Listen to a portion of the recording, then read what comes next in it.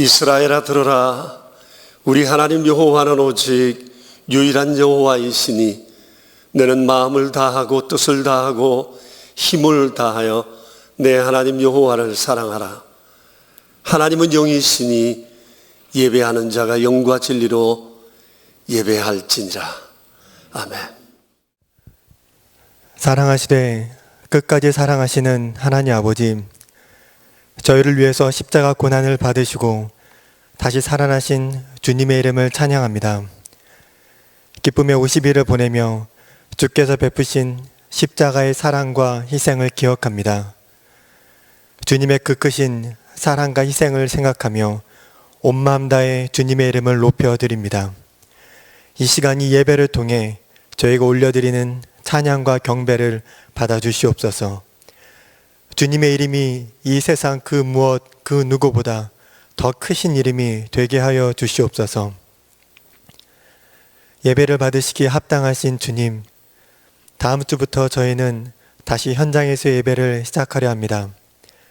그동안 저희들은 주님의 몸된 교회에서 지체된 성도들과 함께 예배하기를 많이 기다렸습니다. 저희가 함께 모여 예배할 때 하늘의 기쁨과 즐거움을 누리게 하여 주시옵소서. 코로나19라는 상황 가운데 있으니 예배를 준비하는 모든 과정이 지혜롭고 꼼꼼하게 하시고 나라에서 권하는 사항들을 잘 이행하여 모든 과정과 결과가 아름답게 하여 주시옵소서. 아직도 함께 예배하지 못하는 다음 세대의 자녀들에게 은혜를 주셔서 예배를 향한 마음이 흔들리지 않고 더욱 마음이 간절하게 되게 하여 주시옵소서. 천지를 다스리시는 대주제이신 하나님 아버지, 주님의 크신 긍휼하심으로 저희 나라가 코로나19로부터 많이 회복되게 하심에 감사드립니다. 지금까지 국민과 국가를 위해 불철주야 애쓴 의료인들과 위정자들에게 하나님의 귀한 복과 위로를 허락하여 주시옵소서. 그리고 아직 코로나19에 감염된 수천 명의 사람들의 건강을 온전히 회복시켜 주시옵소서. 하지만 주님, 온 세계가 주께 속했사온데 미국과 유럽을 비롯한 수많은 나라에는 너무나 안타깝고 끔찍한 상황이 이어지고 있습니다. 전 세계적으로 사망자가 20만 명이 넘었고 매일 수천 명 또는 수백 명의 국민이 목숨을 잃는 나라들도 많습니다. 주께서 이들을 향한 진노를 거두시고 긍휼을 베푸시기를 간절히 원합니다. 기도의 능력을 믿는 저희가 전 세계의 모든 나라와 민족을 위해 더 간절히 기도하게 하시고 기도할 때 회복시키겠다고 솔로몬 왕에게 하신 약속대로 이 땅을 고쳐 주시옵소서. 하나님 아버지, 이제 우마 비전 센터의 완공이 지척으로 다가왔습니다. 하나님 아버지께서 아버지의 이름을 위하여 스스로 역사하여 주시옵소서. 준공검사가 순적히 통과되게 하시고 그의 모든 상황들을 하나님께서 주관하여 주셔서 하나님 아버지께 온전한 예배를 드릴 수 있는 최선의 공간이 되게 하여 주시옵소서. 우마 비전 센터에서 예배를 드리고 모임을 할 때마다 저희에게 주신 우리나라 모든 나라 하나님 나라의 비전을 함께 꿈꾸게 하여 주시옵소서.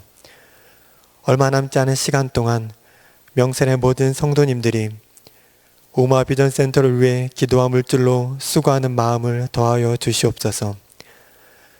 이 시간 말씀을 전하시는 담임 목사님께 크신 은혜를 주실 줄을 믿습니다. 담임 목사님의 입술을 통하여 하나님 말씀이 선포되게 하시고 성령님의 감동케 하심으로 저희가 말씀을 깨닫고 말씀대로 살아가게 하여 주시옵소서. 예배 가운데 임재하시고 역사하시며 영광 받으실 예수님의 이름으로 간절히 기도드립니다. 아멘.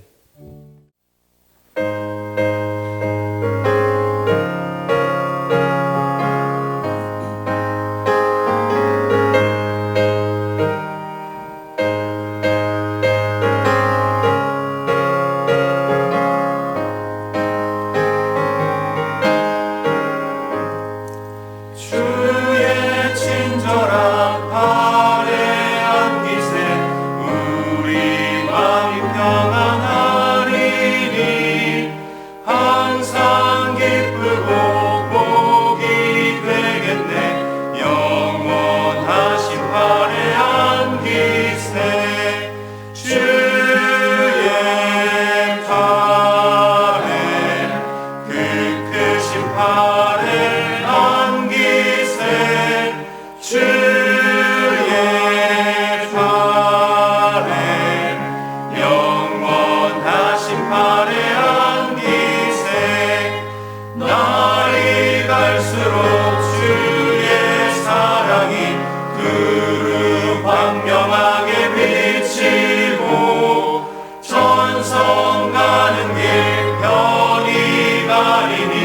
영원하신 팔에 안기세 주의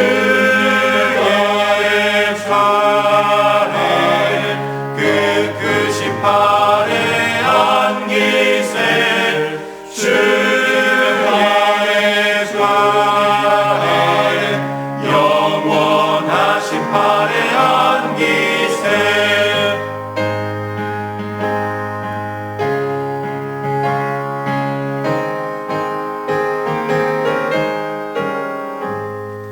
주의 보좌로 나갈 때에 기뻐 장미 소리 외치고 겁과 두려움 없어지리니 영원하신 팔에 안기세 주의 차례 그 크신 팔에 안기세 주의 차례 영원하신 팔에 안기세 주의 차례 그 크신 팔에 안기세 주의 차례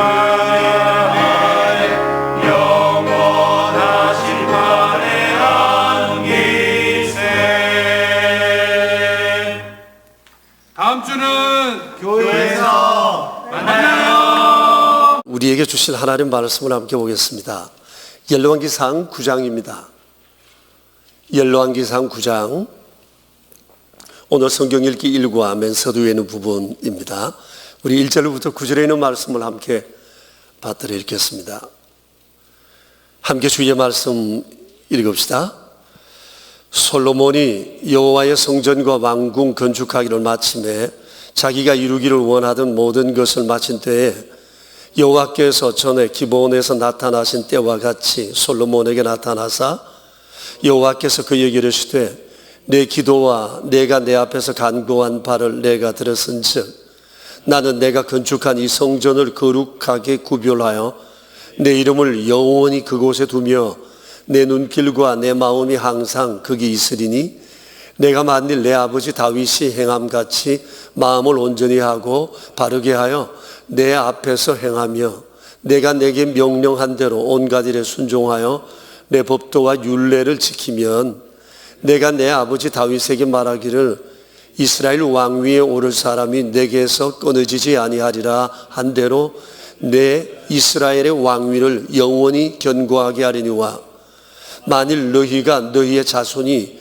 아주 돌아서서 나를 따르지 아니하며 내가 너희 앞에 둔 나의 계명과 법도를 지키지 아니하고 가서 다른 신을 섬겨 그것을 경배하면 내가 이스라엘을 내가 그들에게 준 땅에서 끊어버릴 것이요 내 이름을 위하여 내가 거룩하게 구별한 이 성전이라도 내 앞에서 던져버리리니 이스라엘은 모든 민족 가운데에서 속담거리와 이야기거리가 될 것이며 이 성전이 높을지라도 지나가는 자마다 놀라며 비웃어 이르되 여호와께서 무슨 까닭으로 이 땅과 이 성전에 이같이 행하셨는고 하면 대답하기를 그들이 그들의 조상들을 애굽 땅에서 인도하여 내신 그들의 하나님 여호와를 버리고 다른 신을 따라가서 그를 경배하여 섬김으로 여호와께서 이 모든 재앙을 그들에게 내리심이라 하리라 하셨더라.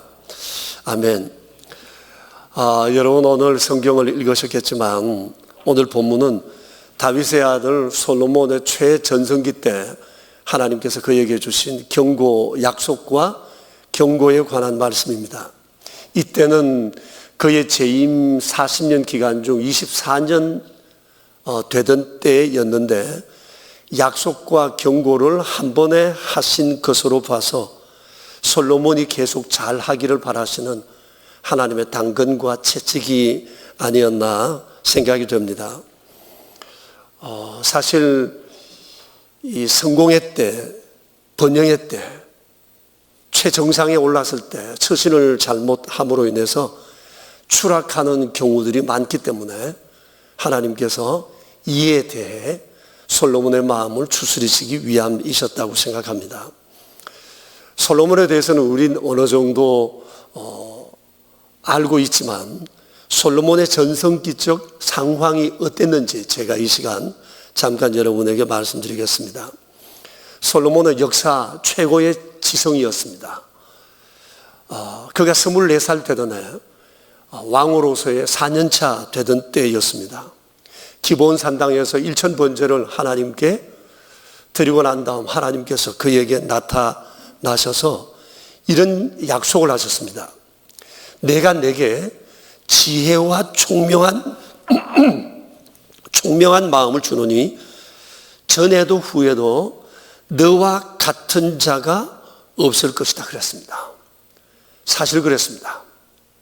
솔로몬은 하나님이 주신 지혜와 총명이 참으로 대단해서 동서고금을 막론하고 최고의 지성으로 이름을 날리게 되었습니다. 그리고 또 부귀와 영광에 대한 하나님의 약속 역시 어떤 나라 왕에게도 비할 바 없을 것이라고 주께서 약속해 주셨습니다. 금주에 여러분들께서 솔로몬과 관련된 이 열왕기 상서를 읽으셨겠지만 실제로 솔로몬 시대는 금과 은을 돌처럼 여겼다고 했습니다. 그리고 그 귀한 나무 백향목을 뽕나무와 같을 정도로 아주 흔하게 사용했다고 했습니다. 그리고 솔로몬이 사용한 집기는 전부 다 정금으로 되어 있었다고 했습니다. 그리고 여러분, 이스라엘 역사상 이 솔로몬 때 가장 넓은 영토를 소유했고, 더 놀라운 것은 40년 재임하는 동안 전쟁이 한 번도 없었습니다. 흉년과 기근과 어떤 재난이나 전염병이나 이런 것들이 전혀 없었습니다. 그야말로 태평성대를 이루었다고 말할 수 있습니다. 또 그의 후궁이 700명이고 첩이 300명이라 되었습니다. 이게 부러워서 제가 하는 얘기 절대 아닌데, 일부일주로 사는 것도 만만치 않은 일인데 1000명 데리고 살았으니 제가 드리고 싶은 말씀이 이겁니다. 얼마나 권력이 대단했을까, 얼마나 건강했을까. 그리고 1000명의 부인을 데리고 살았으니까 경제적인 여건이 얼마나 컸을까 하는 것을 짐작해 볼 수 있습니다. 그리고 여러분, 여기에서 난 자식들이 또 얼마나 많겠어요. 자식 건사하는 일, 이거 보통 아니잖아요. 흔히 말하는 것처럼 바람 잘 날 없다고 그러는데 성경을 보세요. 잡음이 전혀 없었습니다. 부인들 때문에, 자식들 때문에 잡음이 일어나지 않았다는 겁니다. 집안 관리 정말 잘했다 볼 수가 있습니다. 그뿐만 아닙니다. 그 아버지 다윗이 그토록 소원했던 성전 건축 7년 만에 이루었고, 왕궁을 13년에 걸쳐서 그가 건축을 했습니다. 재료는 대개 금과 백향목으로 치장했을 정도로 아주 화려했습니다. 최고의 건축물이라 일컬어집니다. 동서고금을 막론하고 최고의 건축물이었습니다. 그리고 더 놀라운 것은 9장 3절 오늘 본문을 보시면 솔로몬에 대한 하나님의 애정이 남달랐습니다. 주님 이렇게 말씀하세요. 내가 너의 기도와 간구를 다 들었다고 말씀하십니다. 여러분, 놀라운 일 아닙니까? 내가 너의 기도와 간구를 다 들었다 뿐만 아니라 내 눈길과 마음이 내가 건축한 성전에 내가 두겠다 그 말씀을 하세요. 무슨 말이죠? 하나님께서 솔로몬의 든든한 배후가 되신다는 그런 말씀입니다. 그러니까 누가 솔로몬을 감히 넘볼 수 있겠어요? 이로 인해서 솔로몬의 국제적 명성은 날로 높아져 갔고, 수많은 지도자들이 솔로몬과 친하기 위해서, 솔로몬 한번 만나기 위해서 선물을 사들고 이스라엘로 찾아왔습니다. 심지어 조공을 바치면서 속국이 되겠다고 한 나라들까지 생기게 되었습니다. 자, 이만만 해도 엄청난 복을 누렸는데 오늘도 여기 하나님께서 하나를 더 얹어주세요. 또 엄청난 약속을 하십니다. 여러분 5절을 보십시오. 이렇게 말씀을 하세요.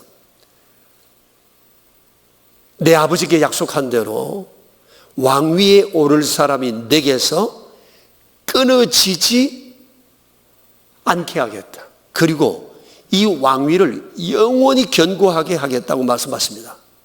다시 말씀드리면 이 전성기적 상황을 자자손손 계속되게 해주시겠다는 겁니다. 복에 복을 더하여 주시겠다고 약속하신 겁니다. 소위 말해서 복이 터진 겁니다. 하나님께서 이 약속을 하셨어요. 그런데 조건이 있습니다. 4절을 보십시오. 이렇게 말씀하세요. 내가 만일 내 아버지 다윗이 행함 같이 마음을 온전히 하고 바르게 하여 내 앞에서 행하며 내가 내게 명령한 대로 온갖 일에 순종하여 내 법도와 율례를 지키면이라고 했습니다. 여러분 이 율례 지키는 거 어려운 건가요? 쉬운 건가요? 어떻게 생각하면 이거 조건이라 말할 수가 없습니다. 왜냐하면 하나님 백성으로서 마땅히 해야 할 일이기 때문입니다. 그러니까 솔로몬이 딴 마음만 먹지 않는다면 아무 문제도 되지 않는 조건이에요. 그야말로 꼭 먹고 알 먹는 조건. 그것이 바로 하나님께서 솔로몬에게 한 말씀이에요. 솔로몬이 24년 동안 살아온 대로만 살아가면 돼요. 지금 몸의 습관이 잘 배어 있습니다. 24년 동안 이대로만 살아가면 아무런 문제 없어요. 하나님께서 복의 복을 더욱 부어 주시겠다고 말씀을 하십니다. 그런데 하나님께서 그에게 이와 함께 경고도 하셨습니다. 6절 7절을 보시면 그런 내용이 있잖아요. 물론 지금 솔로몬은 최전성기를 달리고 있어요. 어떤 나라도 넘볼 수 없을 만큼 위치가 단단한 것도 사실이고 없는 것도 없고 모자라는 것도 없어요. 그런데 하나님의 명령과 법도를 지키지 않고 순종하지 않고 다른 신을 섬기면 이 모든 것이 한순간에 끊어질 수 있다고 주님 말씀하셨어요. 하나님 눈밖에 나는 순간 인간의 모든 영광은 풀의 꽃과 같을 수밖에 없다는 겁니다. 그런데 이 우려가 현실이 되고 말았습니다. 솔로몬이 이 이후 많이 흔들렸습니다. 무엇보다도 우상 숭배하는 일에 마음이 기르기 시작했습니다. 솔로몬의 1000명의 부인들은 국내에서 만난 것만 아니라 전 세계에서 다양하게 모여온 사람들이에요. 다양한 국가적 배경, 삶의 배경을 가지고 있었던 사람입니다. 그런데 이들 가운데 여호와를 경외하는 사람은 아무도 없었거든요. 그러니까 이들은 대부분 우상을 숭배하는 사람들입니다. 그래서 이 부인들의 신앙적 배경이 솔로몬의 발목을 잡은 겁니다. 솔로몬이 부인들을 개종시키지를 못했습니다. 그리고는 오히려 부인들이 원하는 부인들의 신앙적 배경을 따라 별의별 산당을 여인들을 향해 지어주었습니다. 그리고 그 역시도 이 우상에 관심을 가지기 시작했던 겁니다. 그러면서 사람이 무절제해지기 시작했고 나태해지기 시작했고 세속적 탐욕이 그 안에 생기기 시작했던 것입니다. 여러분, 그토록 총명했던 이 솔로몬의 삶의 가치관이 이렇게 무너지고 말았습니다. 그럼에도 불구하고 하나님께서는 그 아버지 다윗을 생각해서 솔로몬 생전에는 어려움을 겪지 않게 해주셨어요. 그런데 솔로몬이 심은 것이 없으니까 자식들이 고생했습니다. 이 모든 죄가 자식들에게 가서 하나님의 경고가 그대로 이루어지고 말았습니다. 자기 자신은 아버지 다윗의 후광을 그렇게 입었는데 정작 솔로몬 자신은 자식들에게 후광이 되지 못했다고 하는 사실입니다. 아버지로서 자식들에게 참 못할 짓을 한 것이다, 그렇게 생각합니다. 여러분, 누구든지 하나님 붙드시면 세상에 그 누구도 흔들 수 없지만 하나님께서 흔드시면 세상에 그 어떤 것도 막을 수가 없습니다. 그래서 오늘 이 말씀을 통해서 우리가 마음에 새겨야 할 몇 가지 교훈이 있습니다. 세 가지를 말씀드리겠는데, 첫째는 내 모든 것이 하나님께로부터 왔다는 것을 절대 잊지 말아야 합니다. 하나님은 우리의 생명의 근원이시고 만복의 근원이시며 복을 더해 주시는 분이십니다. 솔로몬을 통해서 우리는 이 사실을 볼 수가 있습니다. 솔로몬이 지난 24년 동안 누렸던 이 모든 영광은 하나님께로부터 주어졌습니다. 이 본문으로부터 20년 전, 좀 전에 말씀드렸던 이 기브온 산당에서 1000번제를 드리고 난 다음 하나님께서 그에게 하신 말씀이 뭐죠? 내가 내게 무엇을 줄고 너는 내게 구하라 하셨습니다. 그리고는 솔로몬의 간구가 너무 이뻤어요. 난 하나님 일 더 잘하고 싶어. 하나님 저에게 지혜를 주세요. 그랬더니 하나님께서 그가 구하지 않던 것까지, 구한 것과 구하지 않던 것까지 보태어 주셨어요. 그날 솔로몬은 지혜와 명철, 부귀와 영광, 건강 등등 복이 넘쳐나게 되었어요. 그날 솔로몬 앞에 시온의 대로가 열렸던 겁니다. 그런데 오늘 하나님께서는 그때 솔로몬을 찾아오셨던 것처럼 솔로몬을 동일한 모습으로, 동일한 마음으로 찾아오셨어요. 하나님이 찾아오신 이유는 하나입니다. 뭘 더 줄 게 없나 싶어서. 1절의 말씀처럼 솔로몬이 그토록 소원하던 하나님의 성전도 지었겠다. 이러니까 하나님께서 솔로몬에게 이놈 뭐 좀 더 챙겨줄 거 없나 싶어서 하나님 찾아오신 겁니다. 그리고 약속하셨습니다. 전성기적 복을 자자손손 내 누리게 해주겠다. 이게 하나님의 본심이세요. 솔로몬뿐만 아니라 하나님은 어떻게든 주의 백성된 우리를 잘되게 하고 싶어 하세요. 잘된데 더 잘되게 하고 싶은 것이 하나님의 마음이세요. 그런데 잊지 말아야 할 것은 내 모든 것이 하나님께로부터 왔다는 사실을 절대 잊어버리면 안 된다. 두 번째, 그래서 하나님과의 관계에 늘 신경을 써야 합니다. 어떻게 신경을 써야 하나? 오늘 하나님께서 가이드라인을 그에게 주십니다. 4절을 보시면 이렇게 말씀을 하세요. 마음을 온전히 하고 바르게 하여 하나님께서 명하신 대로 모든 일에 온갖 일에 순종하라 말씀하셨어요. 같이 한번 읽어볼까요? 마음을 온전히 하고 바르게 하며 하나님께서 명하신 대로 온갖 일에 순종하라. 이것이 하나님과의 관계를 바르게 하는 일에 매우 중요한 요소였습니다. 우리가 흔히 말하는 Love God이에요. Love God의 내용이 바로 이 내용입니다. 어떻게 이렇게 살지? 라고 생각하겠지만, 아니 솔로몬이 24년 동안 이렇게 살아왔다니까요. 아니 44년 동안 이렇게 살아왔어요. 곁에서 자기 아버지 하나님 섬겨놓은 거 보면서 이렇게 살아왔거든요. 문제 없어요. 이렇게 살아왔어요. 살아오신 거 하나님 한 번도 못 박아주시는 겁니다. 이렇게 살아야 된다. 지금까지 잘 살아왔어. 그러니 앞으로 계속 이렇게 살아야 돼. 그렇게 말씀하신 거거든요. 어려운 거 아니라는 거죠.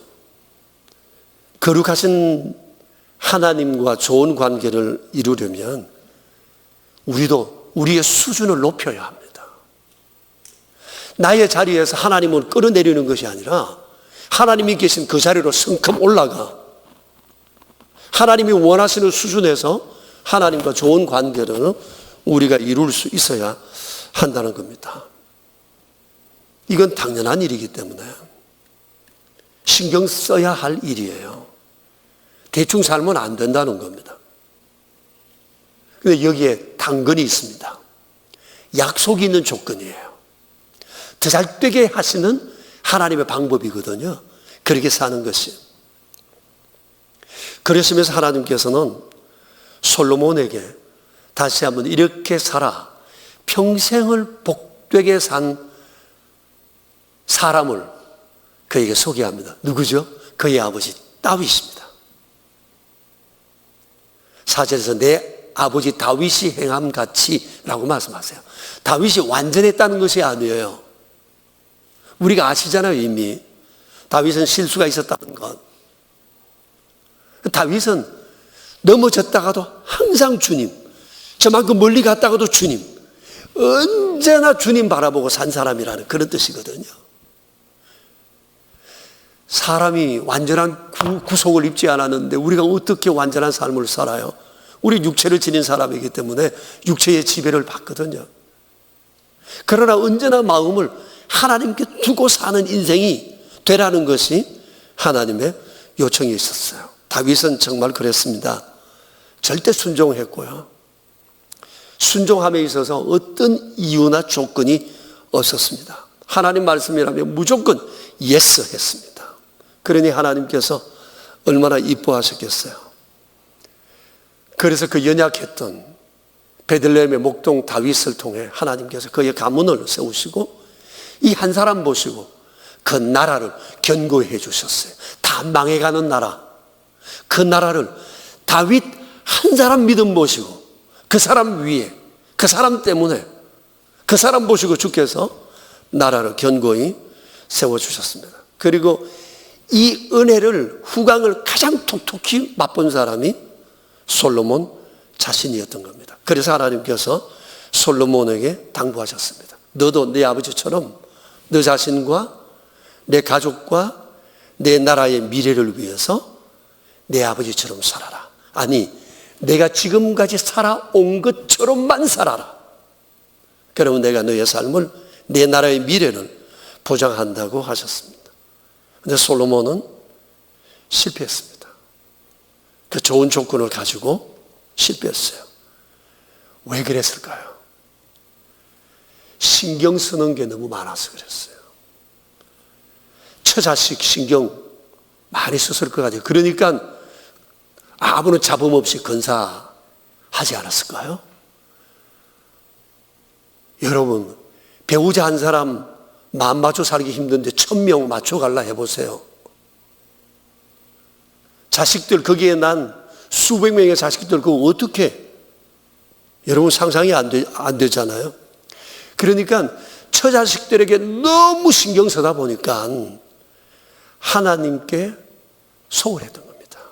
그렇게 잘했던 사람이 소홀했어요. 우리 역시 별반 다르지 않습니다. 이것저것 신경 쓰다 보면 하나님은 언제나 후순위로 밀립니다. 시간 사용이 있어서도 하나님은 뒷전입니다. 우선 내 하고 싶은 게 있어요. 내 관심사가 있어요. 내 신경 쓸 게 많아. 돈 사용에 있어서도 마찬가지입니다. 하나님은 언제나 뒤로 쳐집니다. 우리 교회 어떤 교우 한 분이 그러더라고요. 자기는 어렸을 때 어머니로부터 배운 게 하나 있대요. 교회당 갈 때, 헌금할 때 어머니는 항상 구겨진 돈 다리미로 다려서 하나님 앞에 헌금 드리는 것을 내가 봤다. 요즘이야 신분 바꾸는 거 쉽습니다. 은행 가면 누구나 바꿀 수 있습니다. 옛날에는 돈이 귀해서 다들 꼬깃꼬깃 했던 돈들입니다. 하나님 앞에 구겨진 돈 드릴 수가 없어. 같은 돈이지만, 같은 금액이지만 바닥에 다려서 하나님 앞에 드리는 그 정성이 있었다는 거예요. 그게 늘 생각이 난대요. 다른 것 신경 쓰다 보면 그 정성 하나님 앞에 못 드립니다. 그리고 우리가 하나님 앞에 헌금하는 것도 그렇습니다. 다른 거 다 하고 하나님 앞에 헌금하려고 하니까 미안하기도 하고 잘 못하고, 못하니까 부담이 되고, 이래가지고 한다는 말이 신앙생활 너무 힘들어 라고 얘기를 합니다. 이거 우선순위의 문제예요.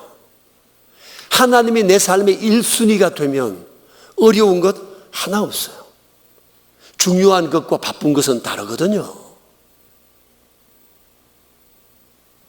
우리가 세상을 살아가면서 가장 먼저 신경 써야 할 분은 내 생명의 근원이신 주님, 나의 영원한 삶을 책임지시고 계시는 이 주님께 우리가 신경을 쓰고 이 주님을 1순위로 두고 모든 관계를 그렇게 이루어 가야 한다는 겁니다. 이게 하나님이 내 인생의 첫 번째 단추가 되어야 돼요.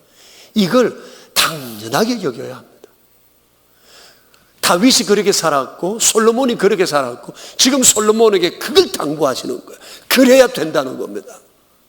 너가 되고 내 집안이 되고 너를 통해 내 주변이, 내 공동체가 세워진다는 겁니다.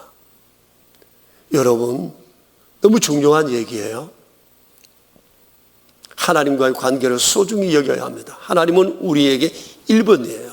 1번이에요. 우리 기독교가 예로부터 소중히 여겨온 교리라는 게 있습니다. 요리문답이라는 게 있어요. 요리문답을 우리 신앙의 가장 정통한 것으로 알고 우리는 배워왔어요. 100가지가 넘는 요리문답 가운데 첫 번째, 첫째, 둘째, 셋째를 제가 이 시간 소개시켜 드리겠습니다. 첫째, 사람의 제일 되는 목적은 무엇인가? 같이 한번 읽어볼까요? 하나님을 영화롭게 하고 영원토록 그를 즐거워하는 것이다. 이게 사람의 제일 되는 목적이라는 겁니다. 하나님께서 창세기에서 아담과 하와에게 하신 것이 그겁니다. 하나님과의 관계에 신경 써라, 이거거든요. 영화롭게 하고 영원토록 주를 즐거워하라. 주의 말씀과 주의 의도를 즐거워하는 삶, 그것입니다. 둘째입니다. 우리가 어떻게 하나님을 영화롭게 하며 그를 즐거워할 것인가를 지시하시기 위해 우리에게 주신 법칙은 무엇인가? 같이 읽어볼까요? 그렇습니다. 성경 안에 이 모든 것이 있습니다. 성경을 끼고 살아야 합니다. 성경에서 날마다 주의 뜻을 배워야 합니다. 성경 안에 하나님의 수많은 약속이 있기 때문에 그렇습니다. 세 번째 요리문답입니다. 그러면 성경이 주로 가르치는 것은 무엇인가? 같이 읽어볼까요? 하나님이 사람에게 요구하시는 의무가 무엇인지를 가르친다. 예, 성경에서 가르치는 것은 하나님을 어떻게 믿어야 하는가? 하나님이 사람에게 요구하시는 것은 무엇이며 하나님 앞에 우리가 해야 할 의무가 무엇인가를 가르친다는 겁니다. 이게 첫째, 둘째, 셋째입니다. 그러므로 여러분, 이 삶의 우선순위가 중요합니다. 이 우선순위가 제대로 되면, 하나님이 우리의 삶의 우선순위가 되면 하나님과의 관계가 아무런 문제 안 됩니다. 전혀 부담스럽지 않습니다. 당연하니까. 우리는 하나님을 1순위로 두는 것을 당연하게 생각하지 않으니까 자꾸 부담이 되는 거예요. 근데 하나님은 당연하신 분이에요. 내 생명의 근원이시잖아요. 영원하신 내 인생의 주인이시잖아요. 당연한 1번이죠. 그러므로 우리는 이 하나님과의 관계에 먼저 신경 써야 됩니다. 그래서 주님은 오늘 말씀하세요. 마음을 온전히 하고 바르게 하여 하나님께서 명하신 대로 온갖 일에 순종하라고 말씀하세요. 그런데 우리는 당연한 것 하지만 하나님은 여기에 복을 약속하세요. 그리스도인의 복은 여기서부터 시작합니다. 여기서부터. 자, 세 번째. 성공과 번영에 절대 취하지 말아야 합니다. 많은 이들이 실패했을 때보다 성공했을 때, 정상에 섰을 때, 형통할 때 추락하는 경우가 참 많습니다. 솔로몬도 예외가 아니었습니다. 그렇게 총명했던 솔로몬도 넘어지고 말았습니다. 이것이 인간의 연약함입니다. 나는 그렇지 않을 거야. 장담 못합니다. 하나님을 첫째로 우선순위를 두지 않으면 장담 못합니다. 형통할 때, 잘 될 때, 성공할 때, 이때 내 인생 무너지기 쉽다는 것을 알아야 합니다. 그래서 주님 말씀하십니다. 선줄로 생각하는 자는 넘어질까 조심하라 하셨습니다. 며칠 전에 우리나라 초밥의 최고수인 안효주 씨에 관한 기사를 봤습니다. 일전에 우리나라에 일본의 초밥 왕이라고 일컬어지는 데라사와 다이스케라는 사람이 우리나라에 와서 안효주 씨의 초밥을 먹고 싶어 이 집에 찾아갔대요. 그리고 초밥을 먹고는 엄지척 했다는 것 아닙니까? 이분이 최근에 초밥에 관한 책을 하나 펴냈는데 초밥에 대한 아주 일가견을 거기에 쭉 이렇게 풀어뒀다고 그래요. 근데 그분이 이런 얘기를 했더라고요.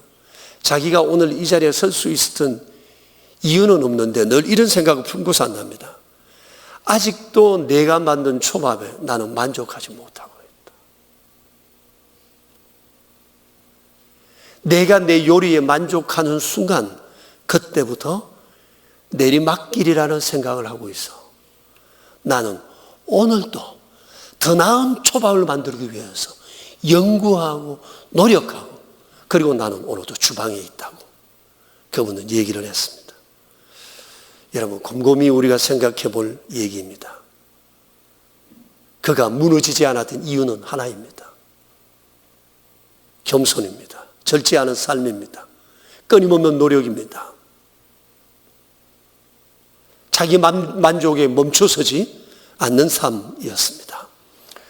성도 여러분, 하나님은 우리가 잘 되길 원하실 뿐만 아니라 더 잘 되기를 원하십니다. 조건과 함께. 그래서 솔로몬에게 주셨던 더 나은 삶의 약속, 조건, 경고, 우리 마음에 새기면서 우리에게 주어진 삶의 길을 믿음으로 걸어가게 되길 축복합니다.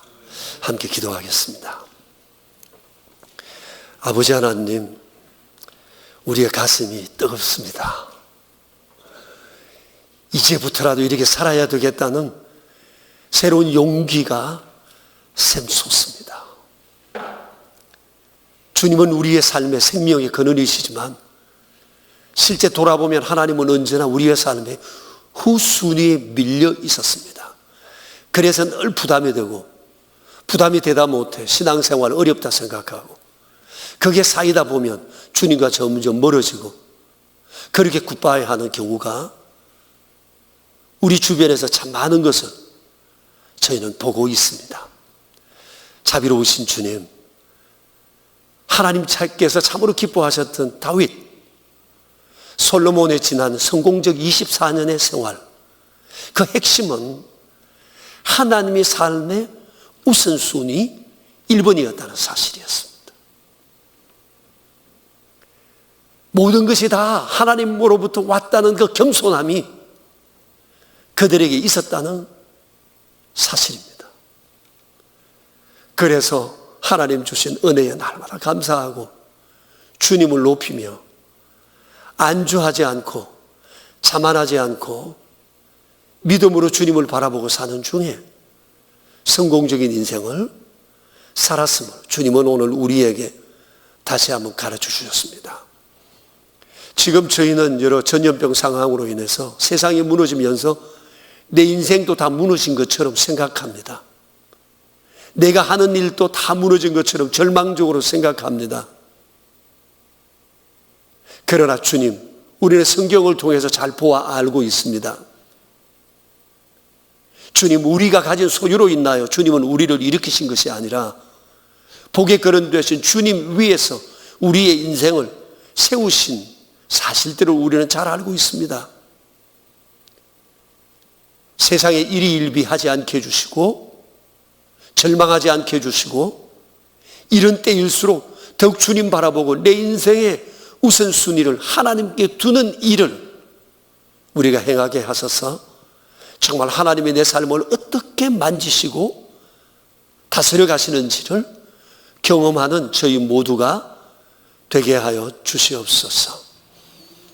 하나님 아버지, 힘들어하는 우리 교우들 붙잡아 주님 안에서 즐거워하게 하시고 세상이 주는 것까지 하는 평안 누리게 해주시고, 우리 교회 다음 세대들에게 은혜 베풀어 주셔서 다윗의 어렸을 적 그리고 마지막 순간까지 살았던 그 삶의 길, 솔로몬의 44년 아니 24년의 그 삶을 우리가 다시 한번 되돌아보며 믿음 위에 견고히 서게 해주셔서 우리의 사랑하는 자녀들이 하나님의 자랑이 되고 우리 아이들에게는 하나님이 자부심이 되고, 그리하여 세상에 하나님을 자랑하며 살아가는 우리의 귀한 자녀들이 될 수 있도록 은혜 내려 주시옵소서.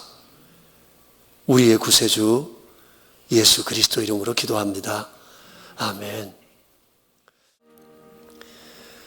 하나님 아버지, 말씀을 들으며 찬송을 부르며 어떻게 살아야 할지에 대해 가르쳐 주신 것 감사합니다. 주님, 저 이렇게 살아 주님 자랑 되게 해주시고 자랑거리 되는 가문 되게 해주시고 저희가 가는 곳마다 아름다운 살아계신 주님을 드러내는 복된 삶을 살아가게 하여 주시옵소서. 예배하며 주님 앞에 구별하여 이렇게 예물을 드립니다. 가정에서는 가족들이 함께, 또 이미 계좌로 이체하신 여러분들도 계십니다. 주님, 저희들이 주님의 은혜를 기억하며 드린 이 귀한 예물들을 주님 기쁘게 받으시오며, 저희가 예물을 드릴 때도 언제나 하나님을 1번으로 생각하고 하나님의 것을 먼저 구별하는 자들이 되게 해주시기 바랍니다. 여기 11조 예물이 있습니다. 주께서 우리에게 주신 모든 것 우리가 기억하고 11조로 감사하오니 손길들마다 은총 베풀어 주셔서 약속하신 은혜가 가정과 하는 일들 위에 차고 넘치게 해주시기 바랍니다. 여러 모양으로 이렇게 감사 예물을 드립니다. 주정 헌금과 오른손 헌금과 완다나 선교 헌금과 사랑의 식탁과 그리고 의무와 비전센터 건축을 위하여 예물을 드립니다. 동일한 헌금은 아니어도 동일한 헌신으로 드려지는 귀한 예물들의 손길 위에 주여 복의 복을 더하사 주 영광의 도구들 되게 하여 주시옵소서. 우리의 구세주 예수 그리스도 이름으로 기도드리오며, 이제는 우리의 반석이신 주님 예수 그리스도의 은혜와 만복의 근원 되시는 아버지의 크신 사랑하심과 저희 안에 계셔서 하나님이 원하시는 그 길을 알고 믿음으로 감사함으로 기쁨으로 이 길 걷기 원하도록 도와주시는 성령님의 교통하심이 모인 저희 무리들 위에, 명신의 가족들, 가정 위에, 일터 위에, 주님의 몸 되신 교회 위에 이제로부터 영원히 함께 계시옵기를 간절히 축원하옵나이다. 아멘.